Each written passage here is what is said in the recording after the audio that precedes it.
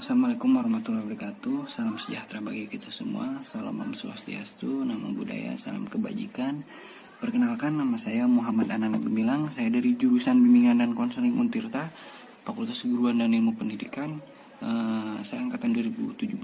NIM saya 2285170015. Di sini sebelumnya saya akan menjelaskan perihal bagaimana bimbingan karir di SMA, ya kan.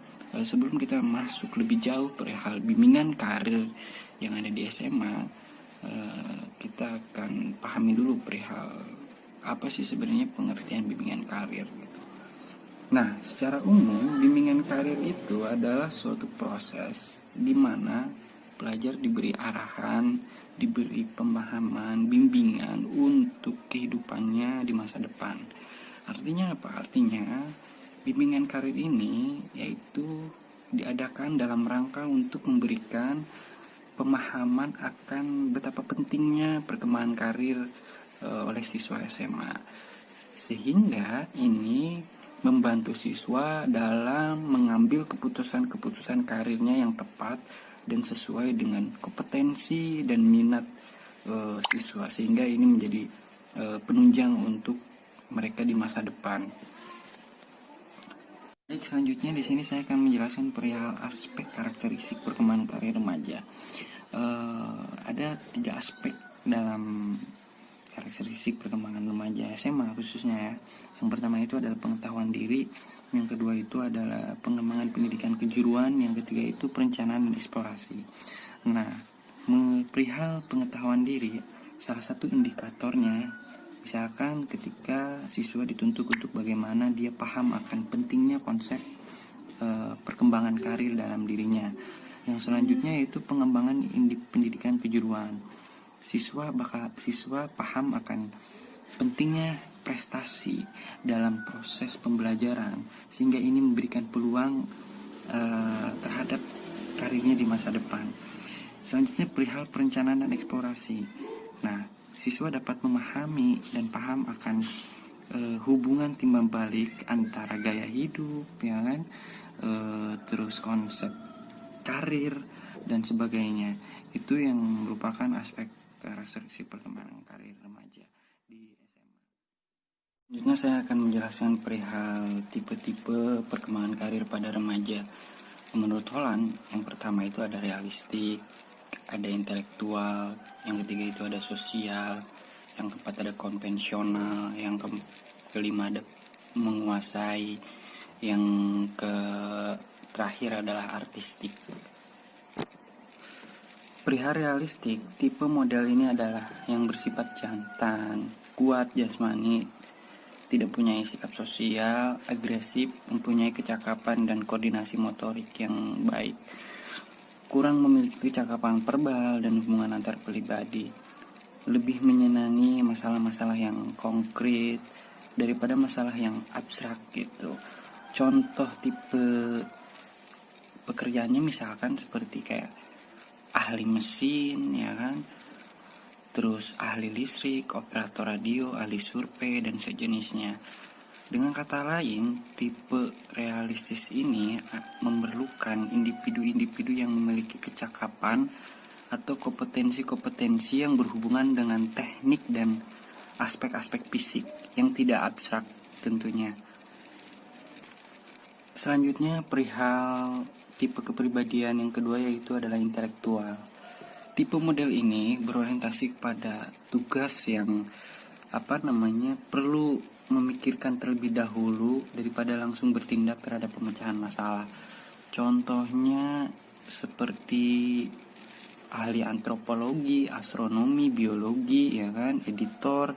Itu merupakan bentuk tipe model intelektual. Selanjutnya ada tipe sosial. Tentunya tipe sosial ini menggambarkan tipe model yang bersifat sosial, bertanggung jawab, ya kan, terus selalu membutuhkan perhatian khususnya, dan salah satu tipe pekerjaannya misalkan kayak konselor, kayak guru. Nah, itu merupakan suatu bentuk tipe kepribadian sosial. Selanjutnya ada konvensional. Nah, tipe model ini menyenangi bahasa yang tersusun, baik dan kegiatan yang berhubungan dengan angka, konformis, ya kan, menghindari situasi yang kabur, dan masalah-masalah yang melibatkan hubungan antar pribadi dan kecakapan fisik. Nah, preferensi contohnya misalkan kayak pemegang buku, ahli statistik, analisis keuangan, penaksir biaya, operator. Itulah merupakan bentuk dari bentuk tipe kepribadian konvensional. Selanjutnya adalah tipe kepribadian usaha. Model tipe ini mempunyai kecakapan lisan untuk berjualan, ya kan. Preferensi vokasional termasuknya yaitu kayak seperti seorang pemimpin eksekutif perusahaan, misalkan promotor olahraga, manajer, konsultan.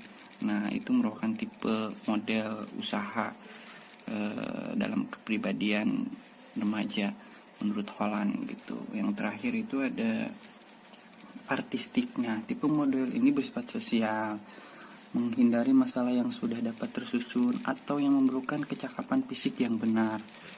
Serupa dengan tipe intelektual, hampir-hampir sama dengan tipe intelektual.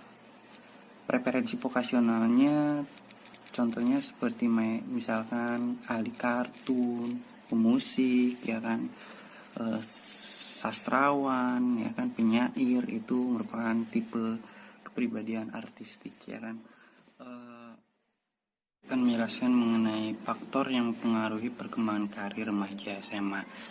Ada dua faktor yang tentunya mempengaruhi perkembangan karir remaja. Ada faktor internal dan ada faktor eksternal. Nah, faktor internal itu seperti kayak motivasi, ya kan, kesadaran anak akan kemampuan dan minat yang dimiliki. Faktor eksternal tentunya tidak lepas dari faktor lingkungan keluarga, lingkungan sekolah, ya kan, lingkungan teman sebaya, yang itu merupakan mempunyai pengaruh besar terhadap perkembangan karir remaja di SMA.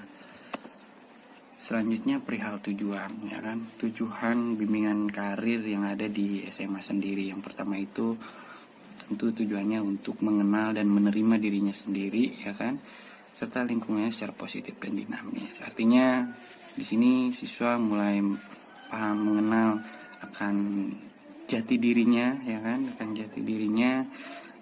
upaya untuk bagaimana siswa itu tidak mengalami istilahnya kebimbangan atau krisis identitas yang bisa menghambat perkembangan karir siswa gitu. Yang selanjutnya itu melatih untuk bertanggung jawab dalam mengambil segala keputusan. Yang ketiga itu yaitu mengembangkan dan mewujudkan diri secara efektif dan produktif sesuai peran yang diinginkan di masa depan, ya kan. Tentunya upaya bimbingan konseling karir mencoba untuk bagaimana mengembangkan produktivitas, ya kan, yang dimiliki oleh siswa, kemampuan siswa, sehingga siswa itu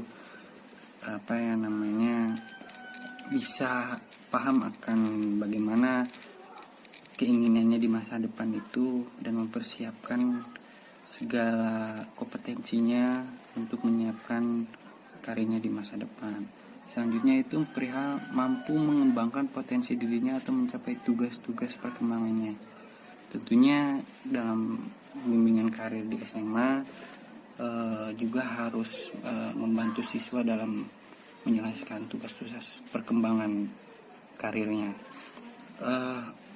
Adapun tugas-tugas perkembangan karir yang sukses menurut Prayitno itu ada sekitar 9 klasifikasi, ya kan. Yang pertama itu perihal kematangan emosional, kematangan jasmani, kematangan akan remaja yang bertakwa terhadap Tuhan Yang Maha Esa, ya kan, dan masih banyak lagi yang tentunya itu merupakan ukuran ketika siswa bisa menyelesaikan tugas perkembangan itu dengan baik, maka bisa dikatakan siswa akan mencapai kesuksesan. Itu mungkin sekilas. Selanjutnya perihal fungsi bimbingan karir yang ada di SMA.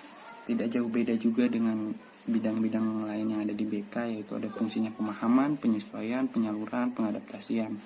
Ini merupakan fungsi dari BK karir yang ada di SMA. Selanjutnya mengenai sifat juga, sifat ada pencegahan, ada penyembuhan, ada perbaikan, pemeliharaan, dan pengembangan gitu. Ini merupakan suatu komponen yang harus diperhatikan oleh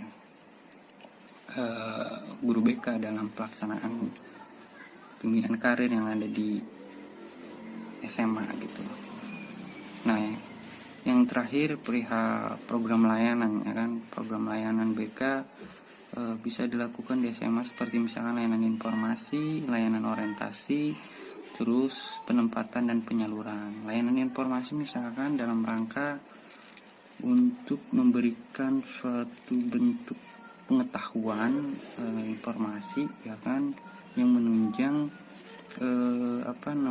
kemampuan siswa gitu, meningkatkan kemampuan siswa sehingga siswa paham gitu ketika dia lulus dia harus kemana dan dia harus ngapain, apakah itu sesuai dengan minat dan bakat. Nah, inilah fungsi layanan informasi gitu. Selanjutnya ada layanan orientasi. Layanan orientasi ini contohnya dalam kegiatan bagaimana membantu siswa agar siswa paham akan lingkungan sekolah, lingkungan tempat kerja yang nantinya dia melakukan kegiatan di sana gitu. Nah, layanan orientasi penting juga gitu. Selanjutnya perihal penempatan dan penyaluran. Penempatan dan penyaluran seperti kegiatan yang harus dilakukan oleh guru BK, pemahaman perihal klasifikasi pekerjaan, ya kan.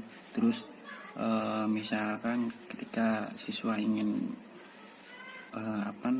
mengambil keputusan untuk bekerja, untuk berkarir dalam proses pekerjaan, mereka tahu gitu hal-hal apa aja yang harus dicapai, ya kan. Salah satunya kalau di sekolah kan tentunya nilai menjadi salah satu penunjang untuk bagaimana bisa bekerja, dan ini fungsi dari BK Karir.